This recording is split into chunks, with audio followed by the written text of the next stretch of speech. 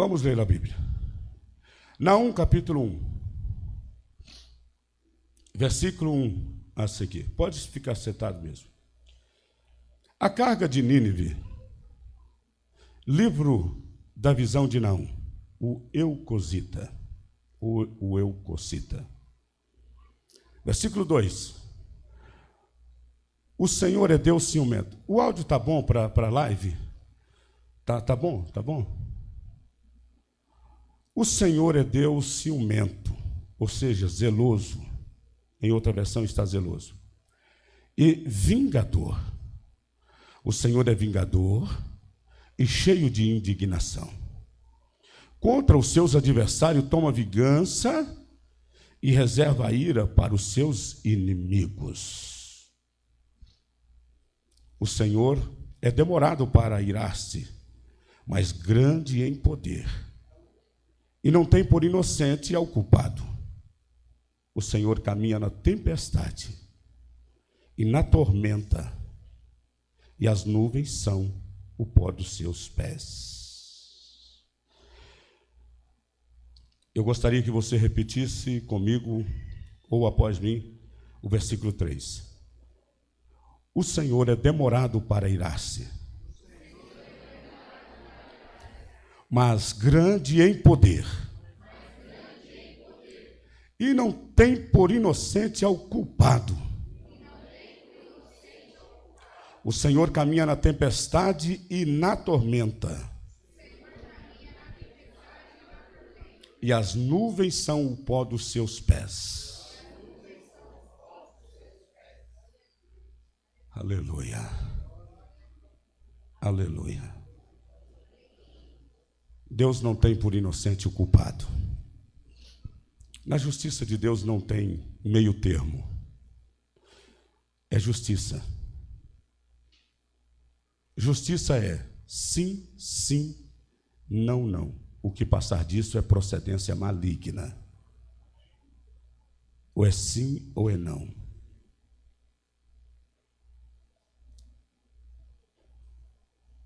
Quando Deus dá essa profecia a este profeta, Deus está avisando a uma cidade chamada Nínive.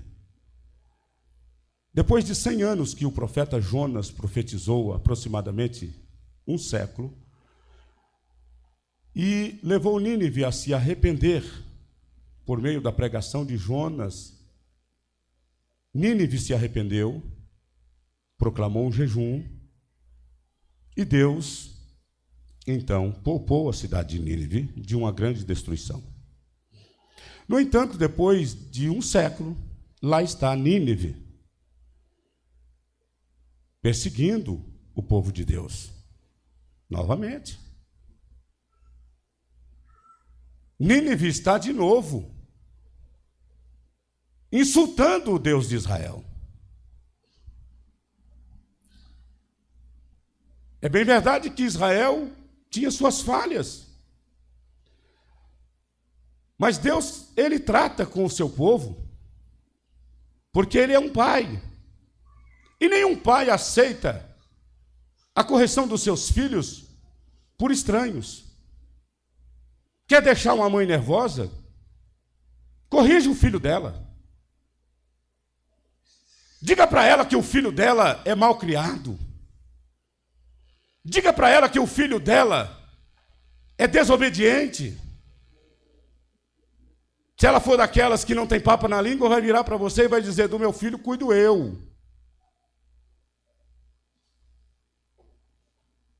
Quem está entendendo?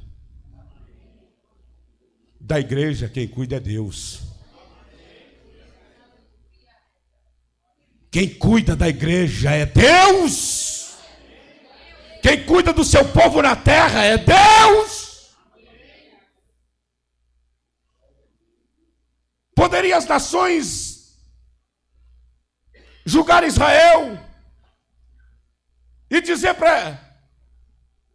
para todos ouvirem: Israel, outro tempo, foi assim, assado. Israel foi assim, assado. Porém, Deus nunca aceitou que alguém se levantasse contra Israel, simplesmente por querer maltratar o seu povo, por motivações de inimizades. No entanto, quando tinha que tratar com Israel, Deus tratava. É Deus quem trata. Há um provérbio que diz que quem se mete em questões alheias é como segurar um cão pelas orelhas. E que é uma coisa, se meter no assunto de Deus é segurar cão pelas orelhas. É uma questão alheia. Porque Deus, Ele zela pela sua igreja. É como se fosse aqui um pai ou uma mãe dizendo: eu tenho ciúme do meu filho. Eu tenho zelo pelo meu filho, mas o seu filho é desobediente. Aí a mãe diz: eu sei, eu estou tratando disso, eu estou cuidando disso.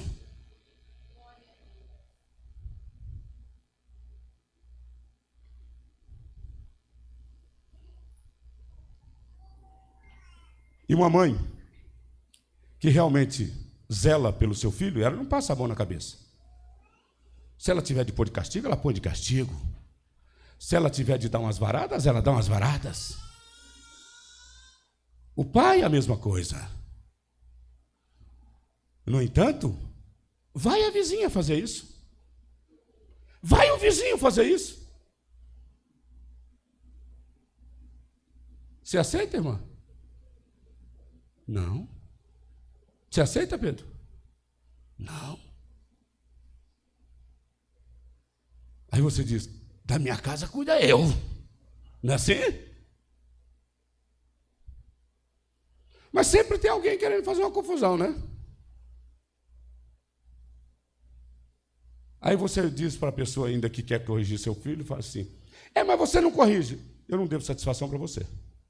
Não é assim? A mãe que é aquelas bem nervosas, o que eu tenho que fazer, eu estou fazendo. O que eu tenho de cuidar, eu estou cuidando. É que você não sabe.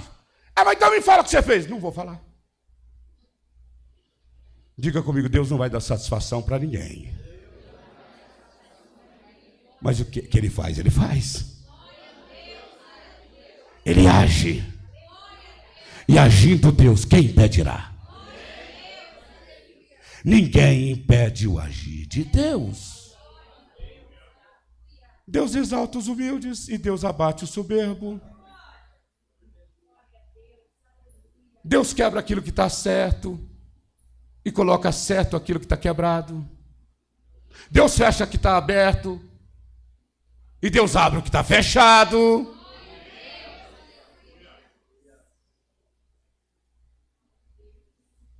Se tiver alguns inconsequentes que tem atitude igual o apóstolo Pedro, arranca da espada e corta a orelha de Malco, mas o Senhor vai e cola. Diga: Deus zela pelos seus filhos. Ninguém arrancou a espada para Pedro. Jesus até colou a orelha do Malco, mas depois tratou com Pedro. Ô Pedro, o diabo vai se andar contra a sua vida. Senhor! Rapaz. O Eterno vai corrigir você, Pedrão. Você se acha bom, né? Você se acha melhor que os outros aí, né? Inclusive, Senhor, onde o Senhor estiver, eu vou estar defendendo. Pedro? Nessa madrugada, antes do galo cantar, você vai me negar 3 vezes. Não, Senhor. Pode ser eles, eu não. Vai. Diga: Deus está de olho em você. Deus está cuidando do seu povo. Deus está cuidando da sua igreja. Aleluia. Não precisou do sacerdote cuidar de Pedro. Não precisou, não. O próprio Jesus cuidou. O próprio Eterno cuidou. E Naum disse as palavras do Senhor: que ele não tem por inocente o culpado. A palavra de Deus vai dizer que todos foram condenados à morte eterna. Nós já nascemos culpados. Jesus tomou a nossa culpa e levou com ele. Jesus pegou a nossa culpa e levou com ele. Ele pagou o preço por mim e por você. O sangue que eu derramaria, ele derramou por mim e por você.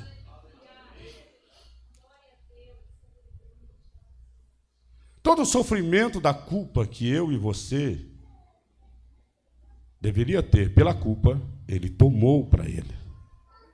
Toda doença, por conta da culpa, ele tomou sobre si.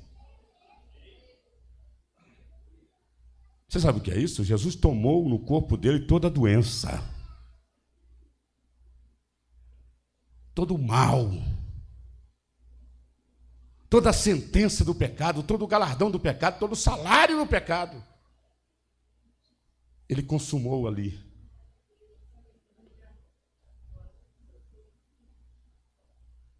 Ele terminou ali na cruz.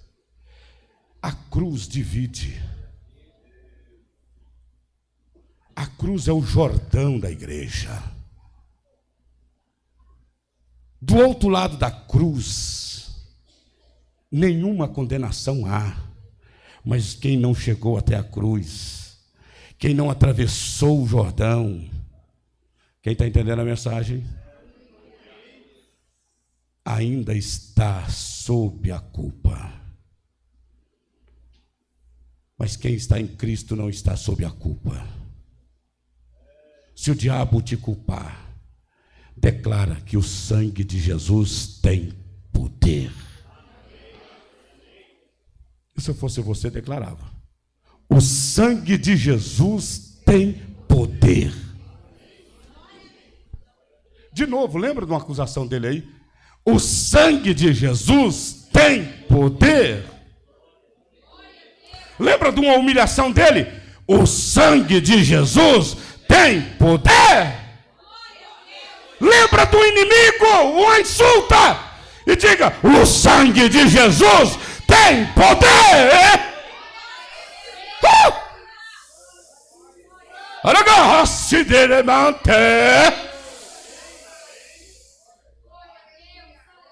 O sangue de Jesus tem poder. Pode ter tantas outras coisas vermelho, mas o sangue de Jesus é o único que tem poder. O sangue de Jesus não é groselha, não é refrigerante vermelho. O sangue de Jesus é poder. E se eu como do pão e bebo do cálice, eu estou tocando naquilo que tem poder.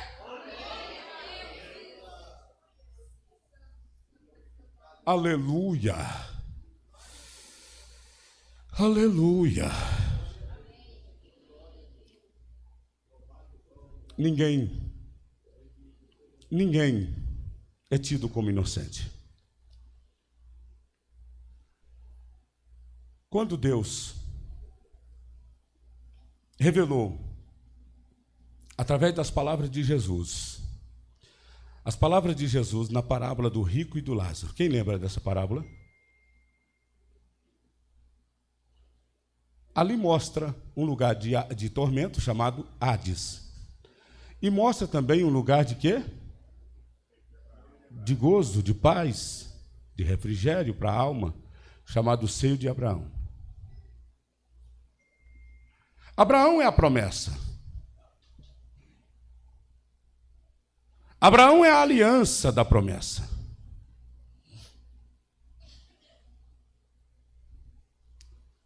Abraão é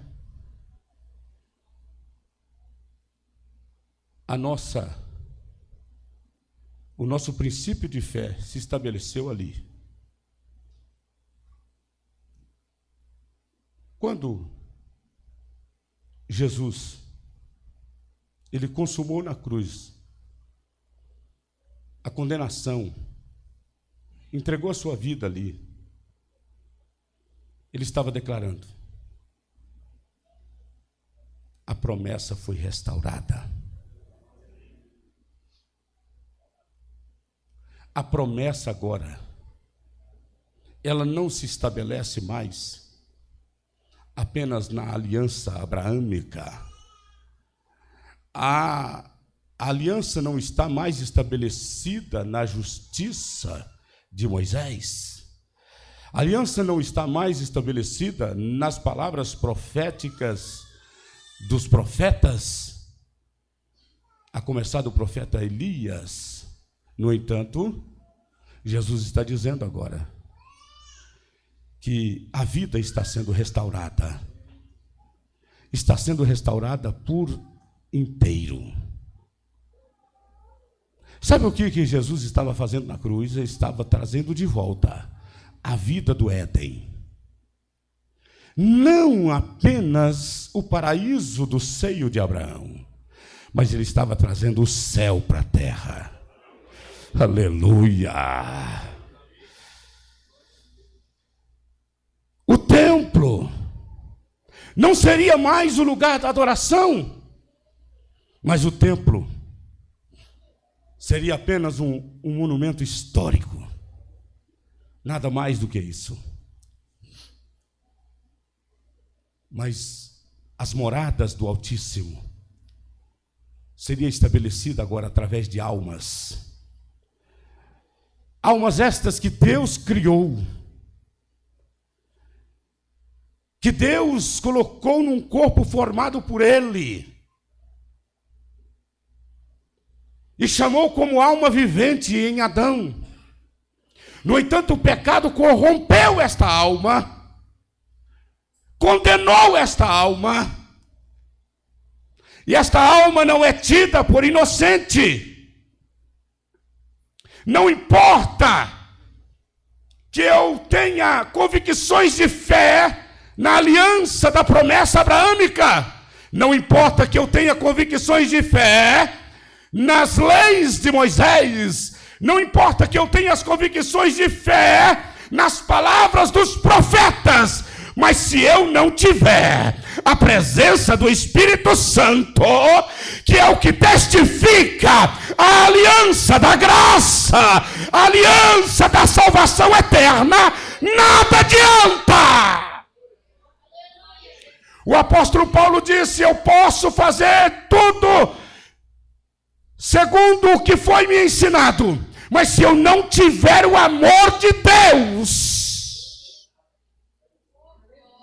se eu não viver o primeiro amor, se eu não viver a presença de Deus em mim, nenhuma obra, nenhuma atitude de bondade, nenhuma ação de bondade vai resolver o problema da alma.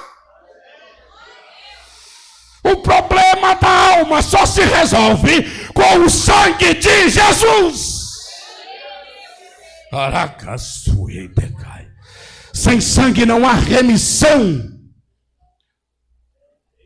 Jesus é a verdade de Deus revelada aos homens. Jesus é o caminho de Deus revelado aos homens. Jesus é a vida de Deus revelada aos homens. Ele declarou dizendo: eu sou o caminho. O eu sou que chamou Moisés, ele está dizendo: eu sou o caminho. O eu sou que falou com Moisés, ele está dizendo: eu sou a verdade. O eu sou que falou com Moisés disse: eu sou a vida.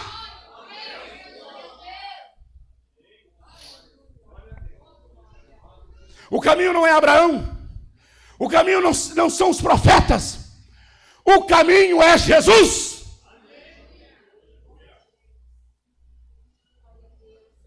Eu falava essa semana que está tendo uma inversão doutrinária muito forte, principalmente na nossa nação. Uma nação que já provou o derramar do Espírito Santo de uma forma tão esplêndida. Uma nação pentecostal Hoje existem líderes transformando as suas igrejas em sinagogas judaicas. Não entra nessas ondas doutrinárias. Não mergulhe nesses rios imundos. Há um rio, que é a presença do Espírito Santo no corpo, cujas correntes traz alegria. Traz alegria, traz alegria, traz alegria. E esta alegria não é passageira. Esta alegria não passa. Passa o céu, passa a terra, passa Moisés, passa Abraão, passa Elias. Mas esta presença não passa. Recebe essa presença, recebe essa presença, recebe essa presença. Remangaçai, suderebiacandará.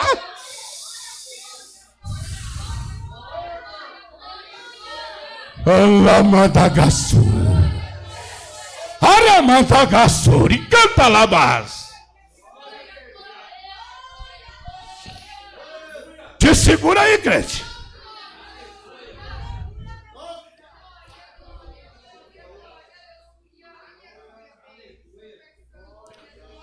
Tem hora que a minha carne treme de tanta coisa boa que Deus está dando. Parece que eu vou ser consumido.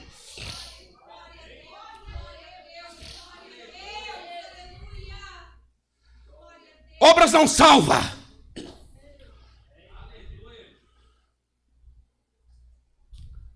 Religiosidade não salva. Conceitos não salva. Genealogia não salva. De quem você é filho, de quem você é, isso não interessa para Deus. O que interessa para Deus é a sua entrega total. É a sua vida no corpo. Deus não conhece fora do corpo. Deus não reconhece ninguém fora do corpo. Eu sou a videira verdadeira. O meu pai cuida da videira. O meu pai, ele cuida da videira.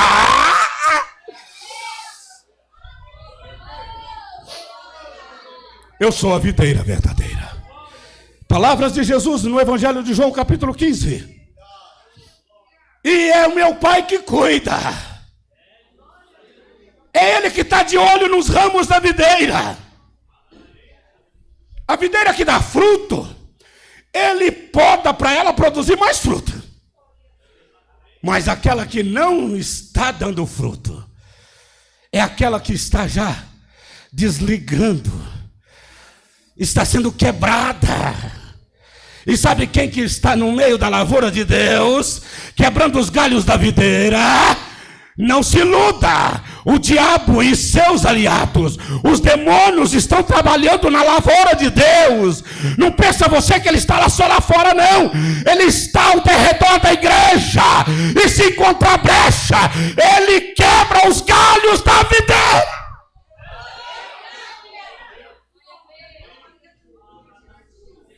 Que Deus tenha misericórdia de mim, que Deus tenha misericórdia de você, que Deus tenha misericórdia de nós.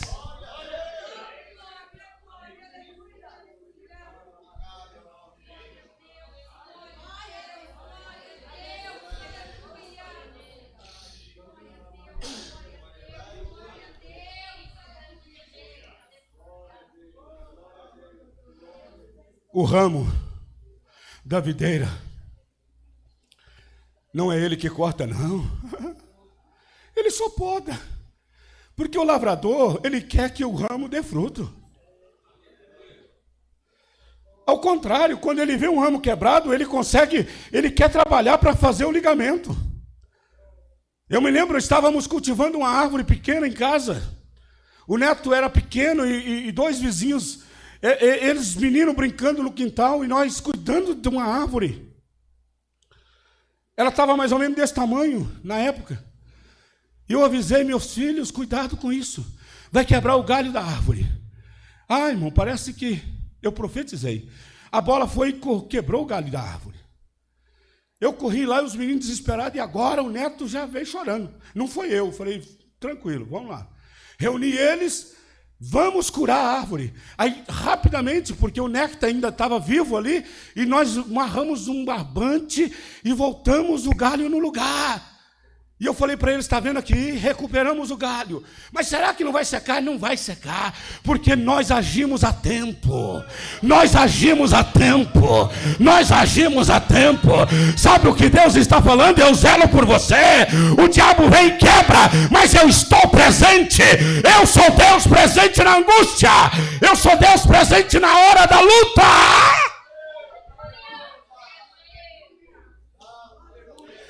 Lavrador que não ama a sua lavoura, vira as costas para a lavoura, mas Deus, Ele ama. Deus, Ele ama a sua lavoura. Ele passeia no meio da sua lavoura. Ele anda por meio da sua lavoura. Ele prestigia as flores da lavoura, os frutos da lavoura. Ele celebra. Inclusive o apóstolo Paulo disse, olha, quem cuida da lavoura é ele. Nós somos apenas trabalhadores da lavoura. Você pensa que pastor é alguma coisa? Pastor é servo, ele é muito cobrado. Ele trabalha para a lavoura. Ah, se ele não trabalhar bem. Ele cuida da lavoura. Um planta. Paulo diz, outro rega. Mas quem dá crescimento para a lavoura é o dono dela. Aleluia! Porque a lavoura está plantada na terra dele, a lavoura está plantada na presença dele, a lavoura está plantada no território dele.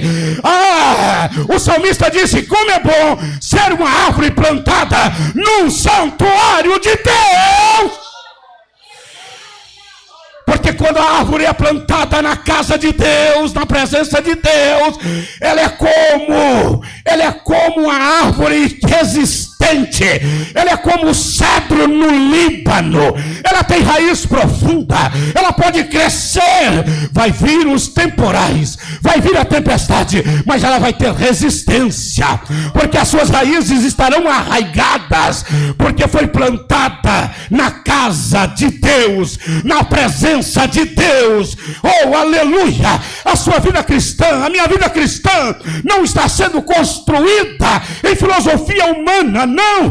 A minha vida espiritual está sendo construída na rocha, que é Cristo Jesus. Eu estou edificando a minha vida na rocha, é na rocha, é na rocha.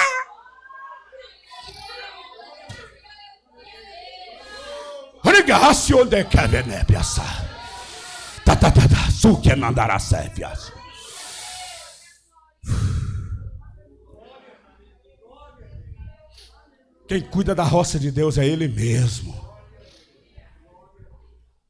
Paulo disse, nós somos apenas lavradores. Nós somos apenas trabalhadores da lavoura. E por todo o cuidado que temos, ainda tem os semeadores de contenda, os semeadores de joio. Diga comigo, joio não é trigo. Parece com trigo, mas não é trigo. Joio é palha. Parece, mas não é. Palha. Vamos ver agora. Vamos ver a diferença do que é trigo do que é palha. Jesus disse, não põe a mão. Na parábola do joio e do trigo, foi orientado que os trabalhadores não pusessem a mão. Não põe a mão, não tira. Sabe por quê? Porque o trabalhador da seara pode cometer um erro. Pode arrancar um trigo achando que é joio.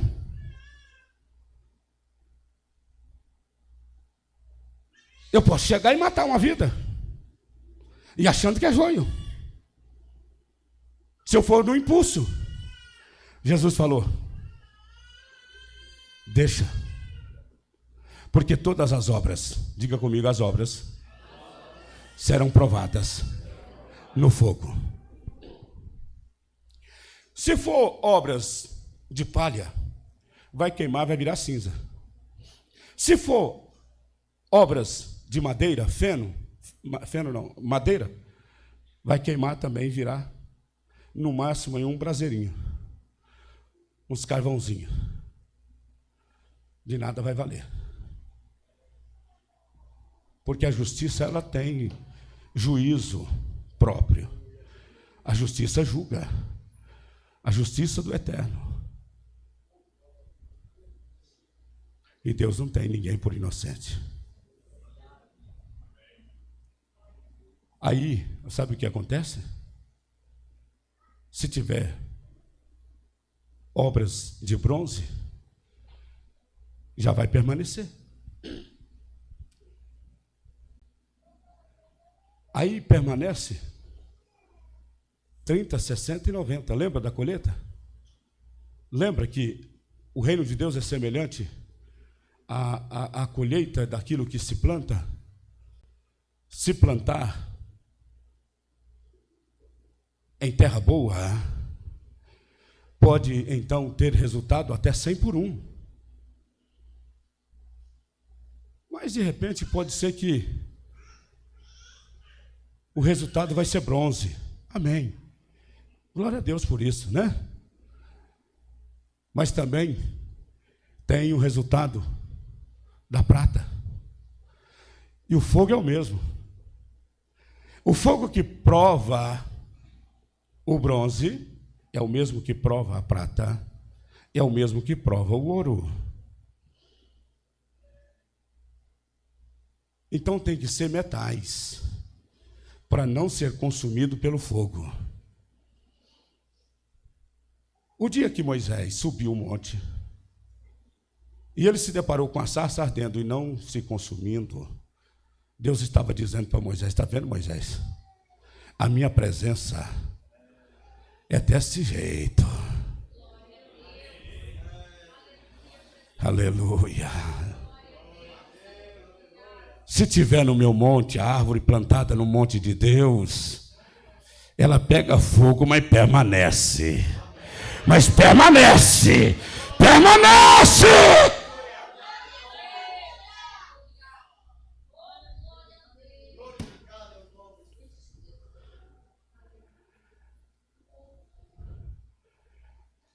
Na transfiguração,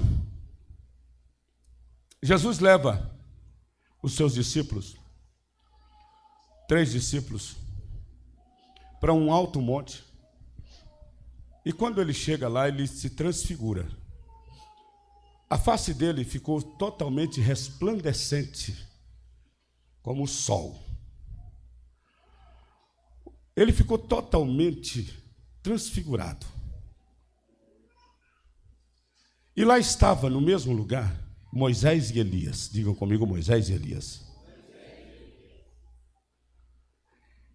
E o Pedro disse: é bom que permaneça aqui, nós podemos providenciar uma tenda para Moisés, uma tenda para Elias e uma tenda para o Senhor. Aí depois vem uma voz no meio de uma nuvem, uma voz que brada do céu no meio de uma nuvem e diz: este é o meu filho a quem me compraz. Este é o meu filho amado. Aleluia. Tu és filho amado, crente, porque você é membro do corpo do filho amado. Você não é membro do corpo de Elias. Você não é membro do corpo de Moisés. Nós somos membros do corpo de Cristo, o ungido do Eterno, o Alfa e o Ômega, o Senhor dos Exércitos. Esse é o seu nome, o Eu Sou.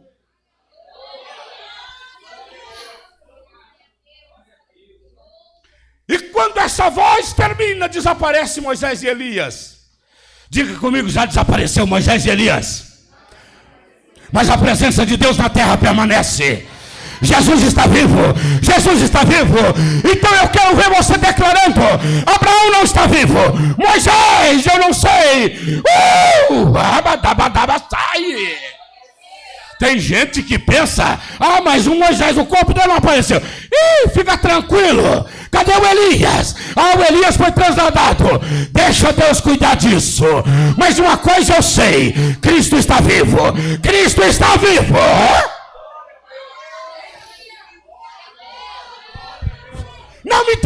interessa o que Deus fez com o corpo de Elias, não me interessa o que Deus fez com o corpo de Enoque, não me interessa o que Deus fez com o corpo de Moisés. O que me interessa é eu estar convicto e que o Espírito de Deus em mim testifica que eu sou filho de um Deus todo-poderoso, que Ele está vivo, Ele está vivo. Uma certa feita Jesus estava sendo interrogado, questionado, e Jesus olhou para os discípulos e perguntou: olha, uns estão dizendo que eu sou Moisés, outros estão dizendo que eu sou Elias, e vocês, o que vocês dizem que eu sou? Aí o Pedro disse: tu és Cristo. Tu és Cristo, o Filho do Deus Altíssimo. Qual é a sua confissão de fé, crente? Qual é a sua confissão de fé?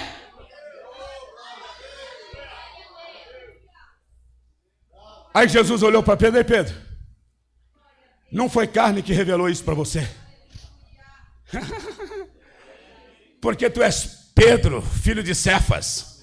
Tu és filho de homem, Pedro. Tu és cheio de falha. Se fosse a carne não revelaria isso para você. Mas quem te revelou foi a palavra. Foi o próprio Deus que te revelou. E você tem essa convicção, Pedro, porque o Espírito de Deus revelou através da palavra. Se alguém te perguntar qual é a sua convicção de fé, a palavra revelada em Cristo, o Evangelho de Jesus Cristo, ele é o poder de Deus para a salvação de todo aquele que crê. E eu quero que você grita para o inferno escutar: eu creio, diga isso.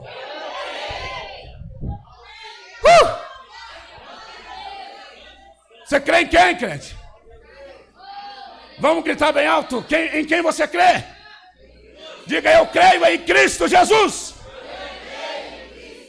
o Filho do Deus Altíssimo.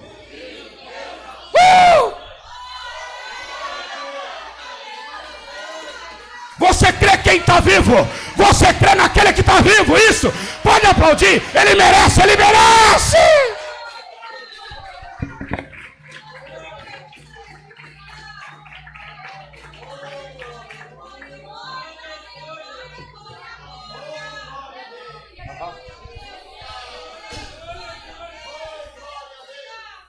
Esta semana, preocupado com a igreja, Deus falou comigo: fica tranquilo, eu passeio no meio dos meus castiçais de ouro. Quando eu cheguei aqui, a Flávia disse: o Jorge, eu não orientei você que texto para você ler? Orientei você para ler o texto? Não. Eu orientei o Ministério de Louvor para cantar os hinos? Não. Você sabe por quê? Porque a presença do Espírito Santo está aqui, no meio dos castiçais.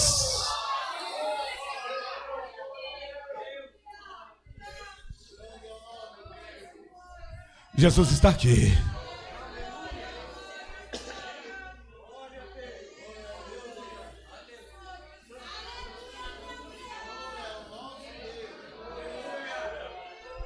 Moisés ficou da além do Jordão. Diga comigo: Moisés ficou da além do Jordão. Elias ficou da além do Jordão. Já entendeu, né? Já entendeu, né? Mas Cristo permanece. Cristo permanece. Cristo permanece. A aliança de Moisés ficou da além do Jordão. A aliança, aleluia. A palavra de Deus, ela permanece na Canaã de Deus. Diga comigo: eu sou a cidade de Deus, eu sou a Canaã de Deus, eu vou ser arrebatada, porque essa cidade vai ser levada para o céu, vai ser levada para o céu.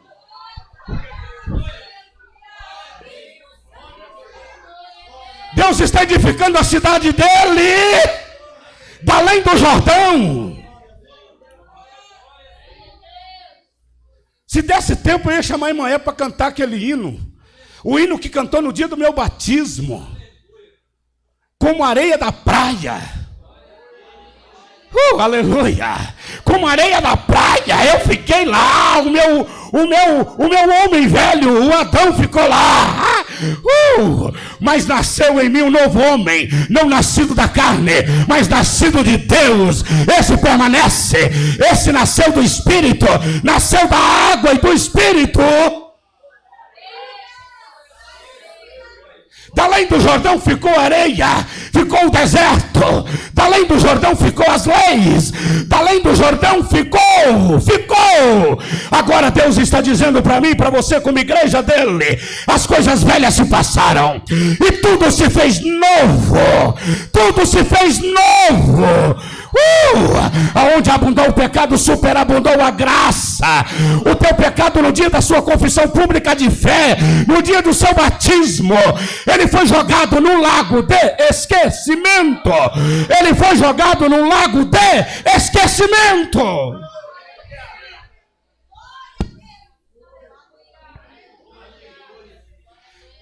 Para Israel foi tirado 12 pedras do fundo do Jordão e para ser levantado um memorial. Mas para nós foi levantado o madeiro, foi levantado a cruz. Aleluia! E eu estou aqui para celebrar a memória da cruz. Eu estou aqui para celebrar a memória da morte. É o memorial que me interessa. É o memorial que me interessa. É por isso que eu tenho que comer do pão. Eu tenho que beber do cálice, porque eu tenho que anunciar isso. Eu tenho que anunciar essa memória até que ele venha. Oh, aleluia! Eu estou aqui para anunciar todo dia que ele morreu e ele ressuscitou e ele está vivo. Ele está à destra de Deus Pai e nele foi dado todo o poder no céu e na terra. Ele é poderoso.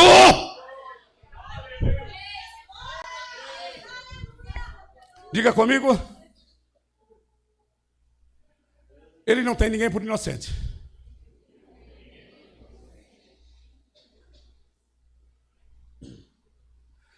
A alma regenerada é a alma que confessa. Quem confessa e deixa alcança a misericórdia. Aquele que nasce de novo. No entanto, aquele que está firmado nas suas obras, no seu egocêntrico, nas suas razões, nos seus conceitos humanos, ditando regras para A e B e para si mesmo, e não está olhando para a cruz, é digno de dó. É digno de dó.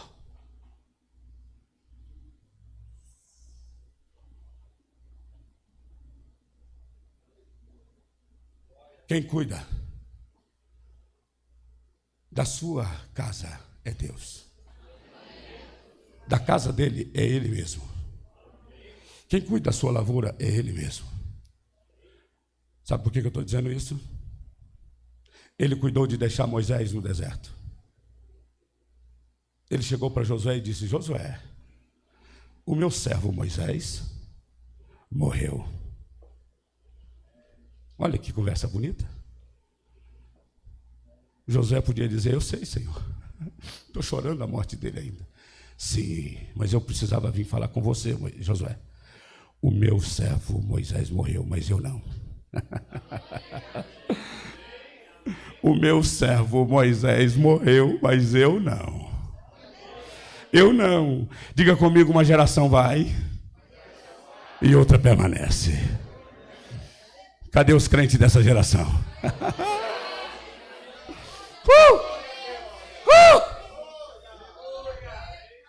Passou, mas Deus não passou. Passou 64 anos aqui, mas Deus não passou. Geração vai e outra vem e permanece. Josué, o meu servo Moisés morreu. Assim como eu fui com Moisés, eu sou contigo.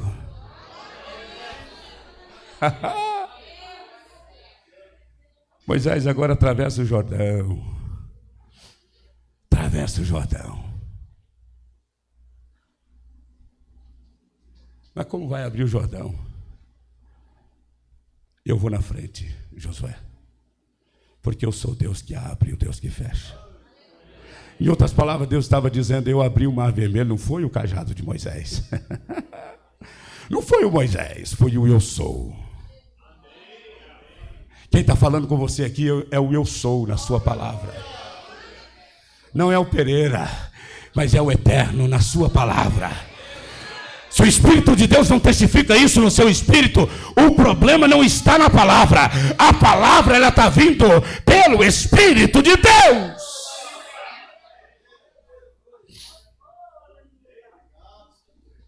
Meu servo Moisés morreu, e assim como eu fui com Moisés, eu sou contigo. Não tenha medo. Diga comigo, não tenha medo. Jesus disse isso. Eu vou ter que separar de vocês. E importa que eu me separe. Eu vou ter que separar de vocês. Já pensou você sendo um dos 500 membros da igreja que está na aldeia de Betânia, vendo a ascensão de Jesus sobre as nuvens? Já pensou você e eu sendo um dos 120 do cenáculo? E você está sabendo que Jesus ele foi separado de você. No dia da morte de Jesus, os discípulos ficaram lamentando, mas no terceiro dia ele ressuscitou, ele voltou, ele ficou durante 40 dias com eles, aparecendo em reuniões deles e dizendo: Pai seja contigo. Parede fechada, porta fechada, mas ele se apresentava no momento em que eles não esperavam, e Jesus se punha no meio deles e dizia: paz seja contigo. Diga comigo, ele é Deus presente. Não conseguiram prender ele no túmulo. Aleluia. Os religiosos não conseguiram encaixotar a fé dos crentes. O Império Romano não conseguiu deter a fé, não conseguiu. Porque o céu passa, a terra passa, mas a promessa, a justiça dele, ele não passa.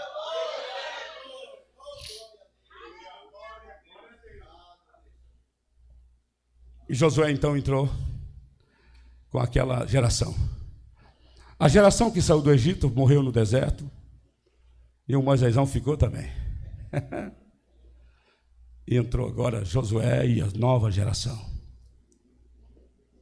Diga comigo, uma geração vai e outra permanece. E vem então o tempo dos profetas. O profeta Elias, ele tem uma escola de profeta. Ele tem uma escola de profeta que abrange a cidade de Jericó, abrange Betel, e ele está formando ali profetas em Gilgal, próximo de Betel. Mas no tempo de Acabe, Elias está sofrendo muito, porque Israel está acocheado em dois pensamentos, e o profeta está profetizando, denunciando o pecado, e o Deus Todo-Poderoso está ali se manifestando. Elias, um dia, ele vai para o deserto, ele pede a morte. Elias foi um grande homem de Deus, mas como todo homem falha. Ele falou com Deus que Deus, ele não, em outras palavras, é como se Deus não cuida do seu povo. Diga comigo, Deus zela pelo seu povo. Você está enganado. Você está enganado pensar que Deus ele abandona. Não abandona, não. O Elias lá no deserto, ele está dizendo assim para Deus: eu peço a morte, porque trabalhei tanto para ter profeta, trabalhei tanto para formar uma igreja, e só eu fiquei. Deus falou: você está brincando. Não ficou, não. Eu reservei. Diga comigo, Deus tem suas reservas. Não pensa que você é a última bolacha do saquinho, não. Deus tem suas reservas. Deus tem as suas reservas. Aí Deus falou comigo: rapaz, levanta, porque a sua caminhada é longa ainda. Vai morrer coisa nenhuma. Quem manda em você é eu. Quem manda no meu povo é eu. Quem manda na nação de Israel sou eu. A mão de Deus está sob o controle de todas as coisas. Deus é quem manda.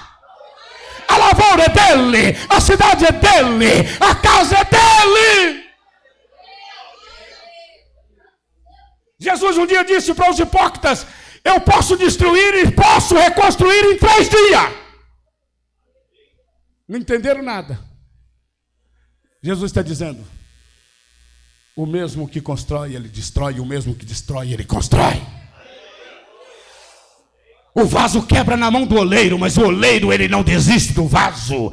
Jeremias não estava entendendo porque Deus estava trabalhando assim com Israel, mas Deus falou com Jeremias: desce na casa do oleiro, eu vou te explicar. No capítulo 18 do livro do profeta Jeremias, Jeremias é chamado para descer na casa do oleiro, para entender o que é Deus. E quando Jeremias desce na casa do oleiro, o oleiro estava trabalhando a sua obra na roda, e o Jeremias está olhando o que o oleiro está fazendo. E quando de repente o vaso está ali na mão do oleiro, e não se sabe se o vaso estava pronto, se ele estava sendo construído, mas não se sabe exatamente qual é ali o estágio da construção do vaso. A impressão que dá é que o vaso já estava até pronto, porque Israel estava pronto, mas quando o oleiro ele está ali com o vaso na mão, não sei por que razão, o vaso quebra. Mas o oleiro não desiste da sua obra. Os planos de Deus jamais serão frustrados. Os planos de Deus jamais serão frustrados. Ninguém impede o plano de Deus.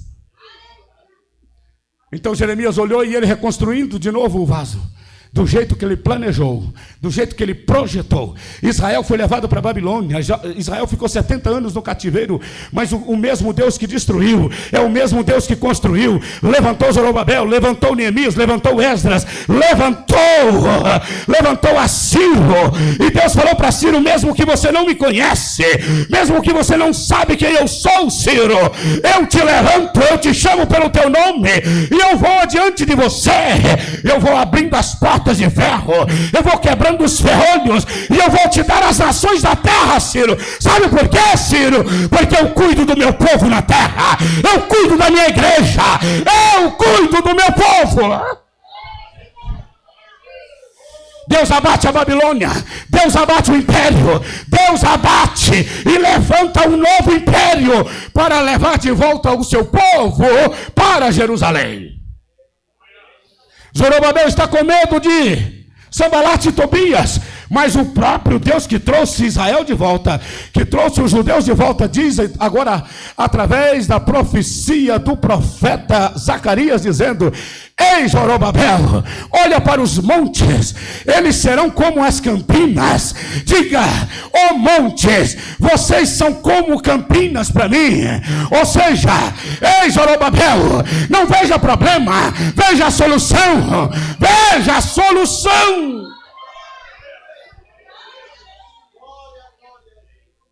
Zorobabel não está dizendo, não está entendendo como vai fazer, mas Deus fala: não é pela força, mas é pelo meu espírito, diz o Senhor. Ficamos em pé em nome de Jesus. Todos os obreiros aqui à frente.